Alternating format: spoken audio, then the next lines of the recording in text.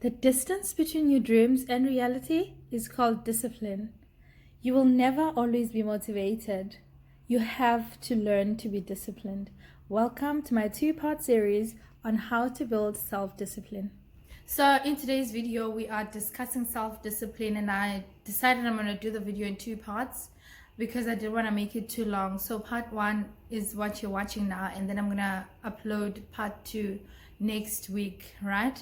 So let's get into part one of the self-discipline series. The first step in developing self-discipline is to actually identify your weaknesses. We all have something that we have a weakness for, and if you're not willing to accept that you have little control over a certain aspect of your life, you're not likely to change that. So for example, if you're someone that is overeating, or if you are an overspender, or if you not exercising enough, the first step is to acknowledge that that is an area where you have a weakness. Step number two is to set attainable goals. Okay, attainable being very key in that statement, because a lot of times we set goals that are actually ridiculous.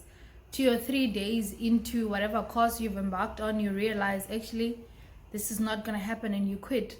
So it's very important to set goals that are realistic and achievable. So now you've identified your weakness, and you've made up your mind that you want to have more control over that aspect of your life. So let's make an example. Say you are someone who's struggling with sugar addiction, for example, and you've decided that, you know what, you want to be more disciplined as far as that is concerned. You can't just go from 4 teaspoons of sugar to no sugar. You have to taper it down slowly. Like say maybe you decide you're going to now take 3 teaspoons instead of 4, and then at some point you're taking 2 teaspoons instead of 4, and then eventually you're at 1 teaspoon or no sugar at all. But you can't go from 10 to 0 overnight. When you reach the small goals that you set for yourself, it's going to make you feel more in control, and it becomes easier to set bigger goals. Or is it bigger or higher? Set goals that are on another level.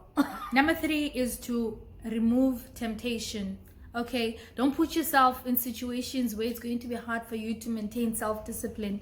If you know that you're someone who struggles with overspending, rather not go window shopping, because you and I both know that it's not going to be window shopping. You are going to come back with bags and bags and bags of things that you don't even need.